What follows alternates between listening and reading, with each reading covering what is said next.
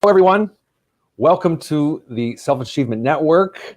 I'm here with her, Tiffany Crosara. And I want to welcome everyone. Hi, Tiffany. Hello, hi. Nice to be here. Thanks for having me, Dominic. Oh, you're very welcome. I just want to make a quick announcement and let everybody know who doesn't know what the Self Achievement Network is about. First of all, my name is Dominic. I am the host, one of the hosts, and today I'm here with Tiffany Crosara, who has been nominated as our person behind the passion. She's passionate about supporting people in inner transformation, and she uses the tarot to do that. And she was nominated by our good friend. Her name is Doriana, and she is a photographer. And we want to say thank you very much to her. Thank you, Doriana. Yeah, it's a huge honor, and we appreciate it. I am not only the host, I am the creator of a course called Life Plan. And that's one of the things that I'm good at. It's a course where people can do on their own. They don't need a life coach. These are for the people that like to do things on their own. It's a course on Facebook. If you're interested, just type in Life Plan. It's Lifeplan 2.0, and you'll find all the information there. So Tiffany, you're in the UK. I am in the UK. Yes. It's cold here too, though, if that makes you feel better. Sat there with your dog. I thought it was quite warm today because it was sunny, but I went out and I was like, so yeah, it's not quite there yet. It's cold. I have a waterfall, a little pond in my backyard, and it's completely frozen solid. Oh yeah, we're not that bad. I think we're just a little like wusses over here in the UK when it comes to cold. This is Chicago. For those of you who don't know, I'm in the deep south side of Chicago. You're in now. Okay, so here's the UK. Which part are you? You're like above London? No, below London. Like below, probably. Well, you say that like, no. What's wrong with the northern part of? Well, I'm just saying like how much of a wuss we are because we're probably in the warmest part of the country. Oh, those northerners. Yeah, we are so called softy southerners down here. Yeah, that's totally great. are. That's wonderful. So this whole passion that you have for supporting people with their inner transformation is in using the tarot to do it. I don't quite get the entire picture, so I'm going to let you talk about that. And then I've got some really juicy questions because this is the person behind the passion. We want to know about you. Okay. And how this all started. That is juicy. Once upon a time, I was walking playing down the street, tarot. And then next thing I know, I had these tarot cards in my hands. Pretty much. No. Was it really? I was 4 years old when I first saw them lying on my mother's living room floor. And Whoa. Barbie and Ken didn't really cut the mustard after that, you know. It was it was like childhood was never the same again. It was kind of like a fast projection into adolescence. I couldn't wait to grow up anyway. I think I always felt a little bit like an adult trapped in a body. I know. Funny that. Everybody's like, I don't want to grow up. And you were like, I want to grow up. I want to grow up. Yeah, I think childhood for me was difficult. So it wasn't a 2.4 family situation. It was far beyond that. Far beyond that in a different way, if that makes sense. So plus I was incredibly open. And so I picked up on things. I think because there was a lot of trauma, and it's my belief that when there's a lot of trauma, we're very susceptible to certain energies. And so I was an only child, single parent family, very isolated, didn't really know how to connect with children, only very odd things like tarot. So I couldn't wait to grow up. And even now it still makes living a little bit difficult at times. But I wouldn't have it any other way, you know. It's just I guess the difficulties are what the world thinks tarot is. And so it's like, as you said, I don't really understand what you do. It's like, well, that's actually a better answer than, oh, you read fortunes, or you're from the devil, or things like that, which is still out there a little bit, those misstated preconceptions of things. And so I'm very passionate about... It's mysterious, I think. When I got the notification from Doriana, I looked at your profile, and I was just like, really? Come on, is this? I mean, do you get people responding to you like that? Like, what? Oh, for sure. Like, what can you tell me about myself? And that's not what I do.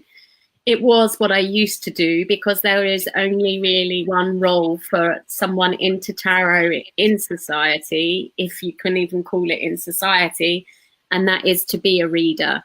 And so it took me a long time to realize that what I do isn't that. What I do is that I work with the tarot as a mirror, because that's what it is. It's a mirror that helps you to see who you are, and it has its own journey in it, which Joseph Campbell, I'm pretty sure, took and called the hero's journey, because it's exactly the same journey, which is the journey of archetypes behind every book, behind every story that we resonate with, because we have the hero inside of us. So I take the order of the tarot, because it has its own order, numerologically, if that's a word, numerically. Anyway, it's a new word now. It's a new word. Numerically, I was going to say, wait, that's a British thing for sure. So really, I put people on the hero's journey, but it's called the Fool's Journey in the tarot, which is why I think Joseph Campbell's taken it and marketed it as the hero's journey. Again, the Fool's Journey makes people think that it's a foolish thing to do. So it's there, out there in society, in collective consciousness, in psychology, in so many places, but everybody's being conditioned to see it as a predictive tool, even some tarot readers, even some tarot teachers. So what I do is take people on the journey that's present on it, and the archetypes show up as a mirror for them to get to know themselves. There you go. It's interesting. Yeah. And it's like, what I'm interpreting is like it's a tool. Yeah, or it's a tool or a vehicle. Yeah, exactly. Yeah. Yeah. To take. And so it's not really mysterious. Sorry? I said, so it's not really mysterious. No, I mean, I think, it's been dressed up to be mysterious, especially with things like the devil and death and the hanged man. We've been conditioned to fear it, and there is a lot of abuse with it, and there's a lot of misunderstanding with it. But it's like anything that's powerful, say like Facebook, for example. It can be used well, or it can be used not so well. And I don't think there's anything exactly mysterious about it. It's everywhere. When you learn it, it's in the archetypes in society are everywhere. Kings, queens, the fool, being the comedians in life. It's just archetypal wisdom that shows up every day in your everyday life. Explain archetypal. Yeah. Okay. Please. So, now you're testing my left brain. Typos. I mean, just in general. Yeah. Okay. I'm testing myself now, because I really want to remember. I know it's Greek philosophy, and its archetype is Greek for ancient model. So it's something like arche and then typos in Greek. So it's basically talking about an ancient model of wisdom that we can connect to, and it puts us in contact with our own wisdom. And this is why you call yourself an inner transformational specialist, because from what I read, is that we all have the answers inside. Absolutely. And our And ability you're there to pull go this on. out. Exactly. Our ability to be honest with ourselves is severely limited at times. So I'm sure you probably had it, as I do all the time, think that I'm a really honest person and I'm being really honest with myself. And then a few months down the line, I see that I wasn't quite being so honest with myself and the repercussions of that in my life. Yet when we connect with the tarot in this way, because it's so visual, because it's so tangible, and it is a mirror, it's like you're literally seeing it in front of you. Your thoughts, your feelings, where you might be actually not in alignment, but it's not as if it's done for a reading. I mean, can I share with you just a story that I think might help people to click and get it quickly? Absolutely, please. Thank you. So, for instance, I take a card a day and I put it on my phone, and it's in the numerological order. So it's like card 0 is the Fool, card 1 is the Magician, and so on. So I was on the Fool card, and I happened to be going to a comedy show. It wasn't like I booked a comedy show because I was on the Fool. I didn't even clock the two. I didn't put 2 and 2 together at all. And at this comedy show, there was 3 comedians that were like clones, literally same haircut, same suit, same material. It was the most boring comedy show I had ever seen in my life. And then the very last comedian that came out was crazy. He had like pink and blue hair, and he had this guitar, and he was making a right fool of himself, and he brought the whole house down. You know, they were asleep before that, but when he came out, he brought the whole house down. And it was then that I clicked. I was like, there's the Fool. And the message is I have to stop trying to be like everyone else. So that's what I do. I help people to see the archetype in their everyday world and the message that it has for them by connecting with the cards, but not in a way that you shuffle, lay them down and read them. It's in a way that you go out there and live it, if that makes sense. It does. That totally makes sense. And I think that it's a much more, what's the word, practical way of utilizing the tarot so that you can support people in their own transformation. I am the same thing with Life Plan. Life Plan is a very practical course where people get to explore. It's a journey, and then it's like it asks a lot of questions. So the more questions that I ask myself about what I want ideally in my life, and then it begins to emerge. I begin to take actions in that direction and bring it into my life. And so it sounds like it's a similar thing. It's just a different type of a journey is all. Yeah. And probably like Life Plan, it's really good for activating purpose. It's also really good for healing relationships, and also any addictive, obsessive behavior with the tarot, which readings can often give people. I've been there myself, hence standing very much for it being used in another way. So it's an empowering use of it. But yeah, I like the fact that you say it's practical, down to earth. Yeah, I think so. I mean, I'm always interested in learning. And you're saying ancient wisdom. There's so much ancient wisdom that we don't take advantage of. Yeah, that's still totally apparent to this day. Like right now. Sorry, I just got to show you this little book, Meditations by Marcus Aurelius. Do you know who Marcus Aurelius is? Marcus Aurelius was a Roman, not a king, but he was like the dude. Yeah, the emperor. The ruler, emperor. There you go. Right? It's the 4th card in the tarot. So there you go. There's an archetype. Now, this was what he wrote all those years ago for himself. It was never published until he died.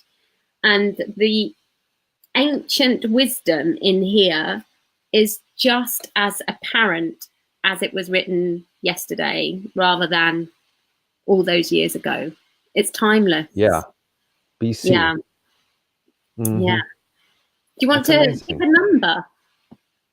There's a number that they have numbers. You could pick one if you wanted one. Yeah, I'll do it. Go for it. Okay. What number? I love doing this stuff. What are my choices? I mean, a range. I think from 1 to 56. Let's go for that. 1 to 56. I'm going to go with 21. 21? Mm-hmm. If anyone can refute me, show me I'm making a mistake or looking at things from the wrong perspective, I'll gladly change. It's the truth I'm after, and the truth never harmed anyone. What harms us is to persist in self-deceit and ignorance. There you go. That's awesome. Yeah. as true today as it was then. Exactly my point. Yeah. Absolutely. Have you had to overcome a lot of, or maybe you have to do it every day? I don't know, but what's the word I'm looking for? Not adversity, but overcome a lot of criticism, or is that the right word? Yeah. Misunderstanding, I think. Misunderstanding? Yeah, totally. So even things to do with business, even if I'm a limited company, I'm a twice published author, I, have spent thousands on my business. I've won awards, yet when it comes to applying for certain things with banks or things along those lines, even though they've given me a business bank account or things along those lines, it's like gateways, for instance. So I have an online business, and therefore I have to take money over the phone and transactions over the phone. But the minute that they see that I have taken a certain amount of money and to enroll someone into my course for a few months, they are like, you're a fraud. Because of the word tarot, or they'll lump me in. They won't even give me an account for this gateway, or they'll lump me in with porn or terrorism. Or it's awful. It's just like the dark ages. So I have been advised by people to take the word tarot off my site, but my book is called The Transformational Truth of Tarot. My game is called The Transformational Truth of Tarot. My whole being is about standing for it rather than hiding. But yeah, it's not got easier; it's got harder. But I think there is this tarot's risen 200%. The interest in it has risen 200% lately. It's hot on the heels of the downward dog of yoga. Over here in the UK and I think in America as well, there was all the yoga craze that went on, and unfortunately, there was a lot of hype or ego that got into that. How many sun salutations can you do in the hottest, sweatiest sauna? And rather than the pranayama, the philosophy or the breathing. And so this time with tarot, I really feel that it's important to stand for the philosophy side of it. I really don't want there to be an increase in the predictive, obsessive, compulsive thing that it can breed. So I understand why people feel the way they do. And I just want them to understand the tarot in a different way. And I don't think it's any different than, say, going to somebody else's retreat or whatever and not understanding it. Like I was involved with personal development organization for many years, and it was called the Institute for Self-Actualization. And people would always be like, that's weird. And then having to explain it, but going through the seminar and the process really is what it was. it did totally transform my life. And Yeah. so in a good way, in a positive way. And, I wouldn't be where I'm at today if it wasn't because of that process that I went through. But I resisted it for a long time. Yeah. And so once I understood it, it was just like, oh, this is just the most practical thing in the whole wide world. Mm. You know? So anyway, there's several people that are watching. Oh, hello. What do you want to say to all those cool people out there? Hello, all David? you cool people out there. Thank you for watching. I got lots of friends on here. Some people from Egypt. There's someone Lovely. from oh my gosh, Kathmandu, Wow. Awesome. We're reaching the world. Egypt. There's some folks from the U.S. in here. Rasha is a sweetie. She is in Cairo, and she makes a statement here. She says, it makes tons of sense what you were saying before. We all get messages daily. It's about how awake we are to get them. Ding, ding. Exactly. Ding, And ding, ding, ding, ding. Thank you, Rasha. Yeah. And that's exactly what it is about. It's about going, just by working with one card a day, it turns your awareness on to that level, and then it comes. So yeah, that's exactly it. It's about tuning into that awakened energy. Absolutely. Is it for everyone, or is it for people that see it and are curious and are attracted to it, and then they continue to move in your direction, and then? That's a really good question. Is it for everyone? I think so, because I have the most. You'll probably be surprised with who ends up on my course. At the moment, I've got 2 Catholics, for instance. I've had evangelist Christians that have woken up and realized that they don't conform to the strictness of things, but they have a spirituality inside of them. I have people that have never even worked with tarot, but they aren't feeling good in their life and they're open to see what it can take them on. I have quite a lot of police and lawyers and teachers and psychologists, but then I have quite a lot of people from the creative fields as well, and to the caring fields. So I think the answer is probably yes. It's not as if it's a very broad range. Like with marketing, people always say to me, I need to pick my niche and all of that, and it's impossible with tarot. You could be reading for absolutely anyone, or anyone can absolutely walk through that door. You never know. I guess we all have the calling in us at some point, like you did, Yep, absolutely. Yeah. So you grew up there in the UK in the South. So you're a South Sider. Is that what they call you? A South Sider? Southerner. Softy Southerner. Softy Southerner. But from the hard knock school of life, but a softy Southerner nonetheless. I got to tour around the South there in Oxford and Oxford's beautiful. Southampton and yeah. And, you're talking my area, Oxford and Southampton. Your hood?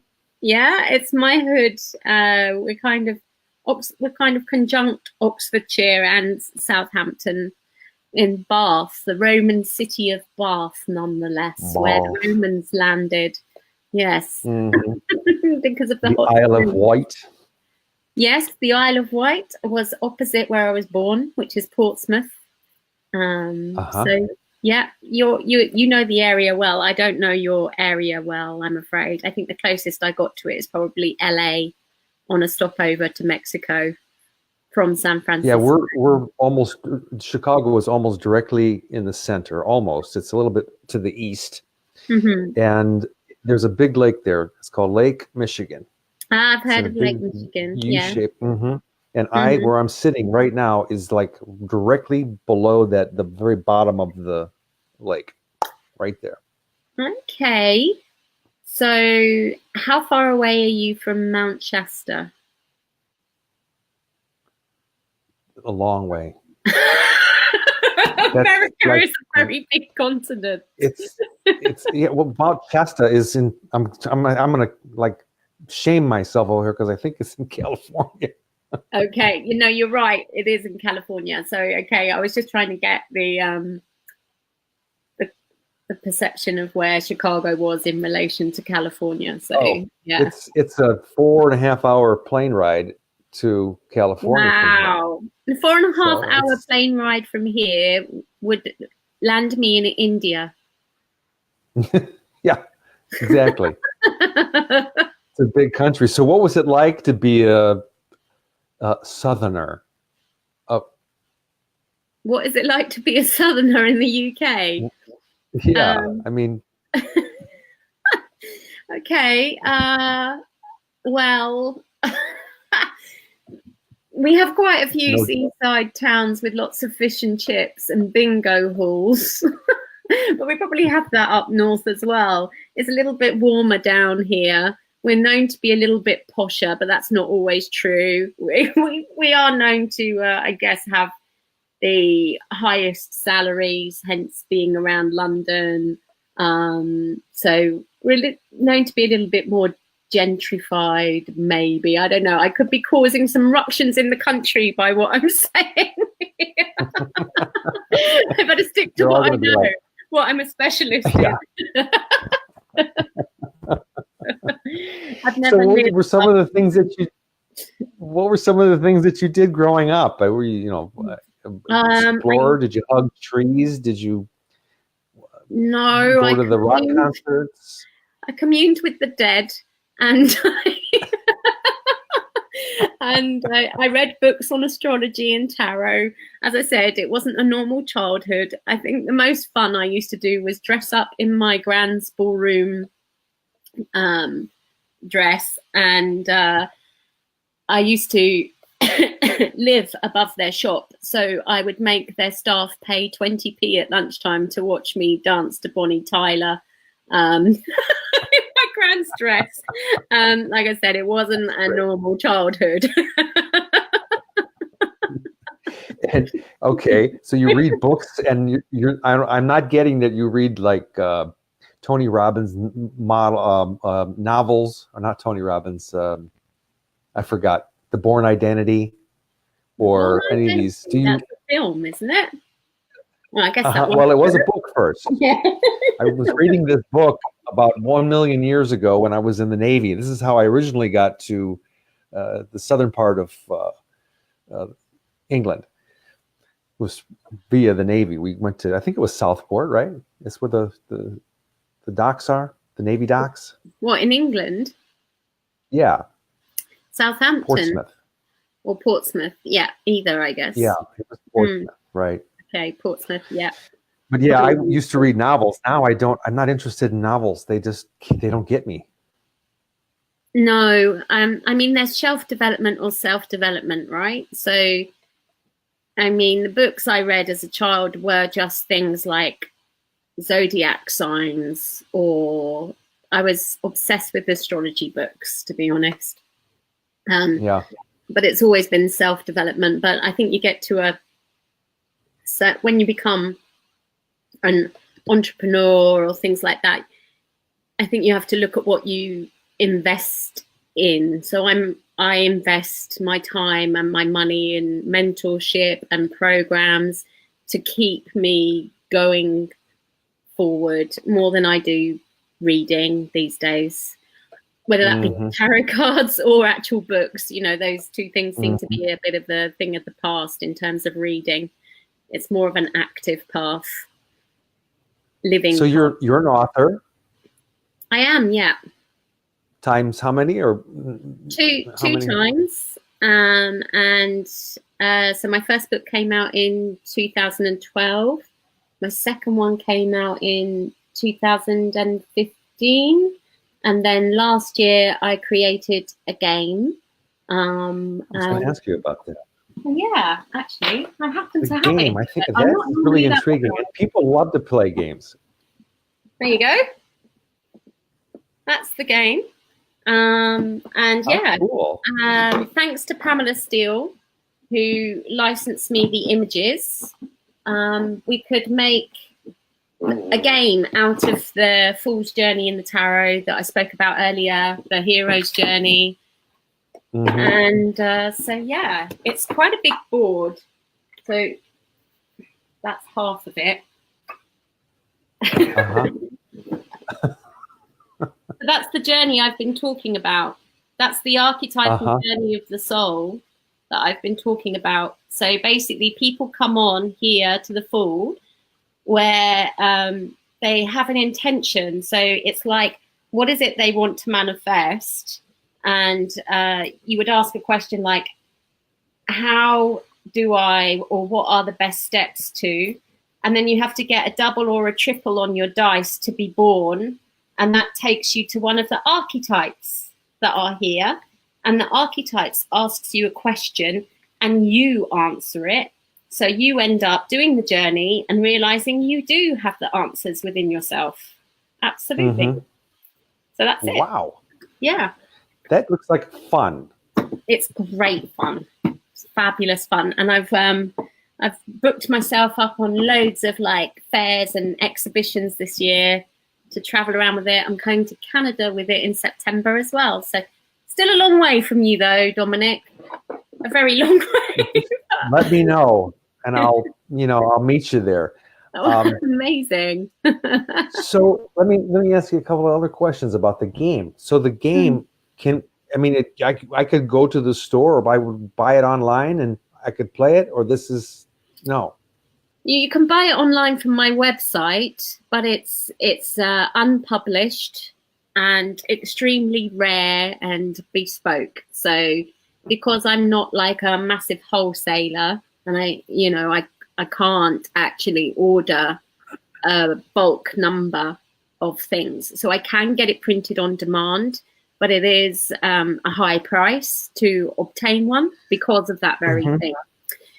Although, so how do you utilize the game, though? How do I what? Sorry? How do you utilize the game? How do you utilize it? How do you utilize the game in your work? Me, in my work. So I hold groups. I hold groups of up to 6 people per guide. I also train people to become guides. So we can hold more than 6 people, but you can't have more than 6 people per guide. And we take people through the journey. And if they want to purchase a game, they can absolutely purchase a game. I even tried to get it on Amazon and it was such a nightmare because there wasn't a barcode. I just ended up paying for months that it wasn't happening. So I closed that, and it's like, no, it's at the moment, it's very much just a very bespoke, tailor-made, rare process. So yes, you can get it from the website, my website, and that's it. Yeah. When you play it with a group, though, it's like you're like the moderator or the game guide. Yeah, I'm the game guide. Game guide. Yeah. How fun is that? So if I wanted to have hold a game night at my house with this, you could, fly over and we could have a little. For sure, absolutely. You pay my travel expenses. Wonderful. Hey, get 7 people together, 6 people together, right? That's the number in the game. 6 people. Yeah. Yeah. We'll put everybody put a little money in, and then we'll bring you over and have I'm so up for that. I'm completely up for that. So yeah, I'm just starting to go out there in the world with it this year. So from next week, I'm out and about at all these different fairs and conferences and things. So Canada in September, and hopefully the world from there. Will be amazing. Wonderful. Congratulations. I really think that's wonderful, and it's creative. Thank you so much. Yeah. And if it's helping people, then hey. For sure. Like if that could be on everybody's table in the living room instead of Monopoly, where we're trained to do one on another, then the world would be a different place, wouldn't it? It would be. It absolutely would be. Yeah. Chin chin. Bravo. That's awesome. So what do you do to chill out? When you're chilling out, do you go to the beach or you climb a mountain? I mean, I dance. You dance. Dance. I dance, darling. Dance. Yeah. In the living room? No, I do something called five rhythms. Have you heard of five rhythms? I have not. I can just imagine it's probably something you do at home with some pretty cool music, and you close your eyes and float free. Oh, well, And it's I'll, from California, so you're kind of right in a way. So a lady called Gabrielle Roth, who's not with us anymore, she did something called the five rhythms, and tarot is very much like the five rhythms as well. It's like it's a rhythm that takes you from finding yourself, which is the flowing aspect, into expression out there into the world, which is staccato. And then after a while, that breaks down. It breaks down all your hard energy and edges. You can't keep it together anymore. And it just goes into chaos. But that's a really beautiful release. And then from there, it makes you feel very light because you've connected with your inner child. And then you dance the stillness, which is where you find that place of space inside. It's amazing. You don't speak. It takes about 2 hours to dance what's called the wave, because that's what it does to your energy. It's very cathartic. I bet there's a lot of people that, first of all, love that, number one, and there's probably gajillions of people that would love to know more about that too. Yeah, well, five rhythms, just tap it into Google. There's plenty out there on it, but the tarot is like that too. It takes you through these different rhythms, and it is the divine rhythm. They're both quite shamanic practices, really. Yeah. Mm-hmm. Interesting. There's one of the person behind the passion people that I interviewed a few weeks ago. Her name is Aisha. She is an art therapist, and she includes dance in that. So it sounds very therapeutic. Incredibly. And yeah, I can imagine when I was, well, I should say when I was younger, I still do it. I love to dance in my living room to my music. My pride and joy is my wonderful stereo that has a multitude of speakers connected to it. So it fills up the whole space with sound. And yeah, you'll usually find me on a Saturday night with the candles lit and the music on and dancing. And I can remember there were times where I was into different types of music, earthy music, whatever, and I would just dance slowly and like move to the music. You know how that is. And then it became exercise. I would do that for exercise. Exactly. Tighten the muscles, loosen them up. And yeah, it's all cool stuff. Yeah, exercise that really, I mean, exercise can be cathartic. But I think dance for me takes me to another level, and it is very powerful. And I'm working on something where I help people to see their birth chart in tarot. So we set it out in tarot because every tarot card is related to an astrology placement in somebody's birth chart as well. And then we choose an aspect that is connected between two planets or the two cards. And then we channel that archetype and move it out in expression to music. And it's so powerful what happens. It's a bit like family constellations in terms of its results. Have you heard of that? Nope. Okay. Well, that's basically where someone goes to a family constellation therapist. I've never done it, but I've heard a lot about it. And they choose people to play out the roles of their ancestors or living family members. And apparently what happens is quite incredible. Like these strangers just start channeling the energy of the relationship, that person, and it just gets played out so cathartically. It's incredible. So there is power, and I guess it is mysterious. We don't know how big it is. We tend to, whatever we use, I think we tend to not have consciousness on how big that power is. But the moment we start giving our attention to it, in whatever shape or form that is that floats your boat, it's absolutely amazing, whether that's dance, astrology, tarot, life plan, you know, but I found like in myself, the astrology, the tarot and the dance together is where the rhythm is at. It's what turns it on and gets it moving. Yeah. That's wild. And, you know, I've heard similar things, like, for example, a whirling dervish. Yes. Okay. The Sufis. Yes. They're spinning around, you know, I've seen them in Cairo. But before that, you know, read quite a bit about them and watched a lot of videos, and something about like they get to this nirvanic state of, I don't know, because I've never done it, so how would I know? But the way that they describe it, it's like similar to what you were just talking about. It's trance. So, yes.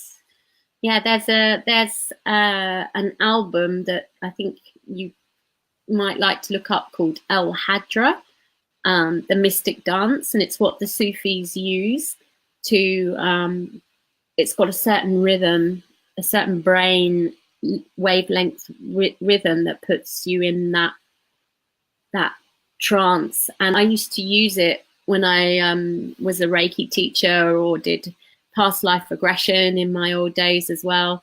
I never played anything else because it was just incredible, the places, that the depth that people went down to when that was being played. Yeah. Wow. The rhythm makes it all work. I just get this feeling sitting here, like, I'm like, you know, like so much about this kind of stuff. And I feel a little dwarf, like, well, you know, I was an engineer. Oh, bless. Well, yeah, I've kind of been in it since I was 4, and I'm 41 now. So you know, I don't know how long you've been on your path, but there's always more to learn, isn't there? It's the always. Beauty of it. Yeah. That's the beauty of it. Yeah. Well, I just turned 60, and I think I really started my journey in my mid-20s. Okay, so we've been on it about the same time. Yeah. About, you know, I started reading the all the religious books in my late teens and early 20s, and then couldn't keep it all down, and then I was lost for several years, and then I got woke up, which was a good thing. I shouldn't say I got woke up. I put myself into a situation where I created that transformation happening. I do take responsibility for it. Yeah. It was not an accident. No, but it can feel like it, right? Absolutely. And so, okay, so coffee or tea? Oh, if you'd have asked me that Both. 6 months ago, it would have been coffee's poison, tea all the way. But I've been drinking coffee since the winter for some weird reason. I've always hated it. Even when my mum was pregnant with me and she was an avid coffee drinker, she went right off it. Made her feel really sick. So it's really strange. Hot chocolate? Or is there an or to that? Hot chocolate, or I don't know what else. Coca-Cola. Oh God, that's a really hard one. And you know, I'm a very honest person, so you know, I've had an addiction to Coca-Cola that haunts me. I've done very well. So in my 20s, I drank nothing but, not even water, literally day and night for about a decade. Only Pepsi Max. Coca-Cola? Well, it was Pepsi Max, but it's, you know, it's the devil of blue sea, isn't it? Same thing. Cola. Yeah, it was really bad, really bad. So now I guess in winter, hot chocolate, in summer, Coca-Cola, but I'm always trying my best for it to be actually green juice or sparkling water like this instead. Okay. Me, I'm water. I'm sparkling water and water. I'll ask it. Here's a food question: pizza or traditional English breakfast? Traditional English breakfast. I was wondering if you were going to say pizza for sure. Cold pizza for breakfast. Oh God, no. And I'm a butcher's granddaughter, so I'm not even a veggie breakfast person. Although I wish I was. I really do wish I was. But I have to confess to loving my meat. Oh gosh, this is like a confessional now. It's all coming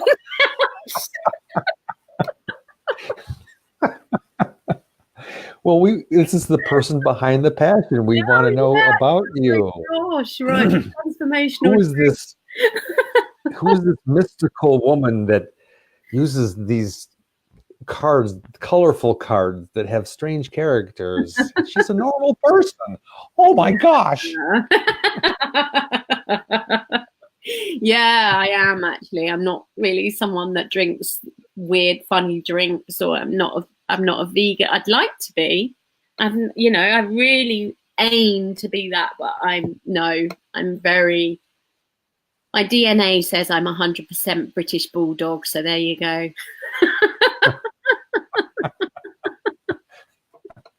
Equipped with a collar.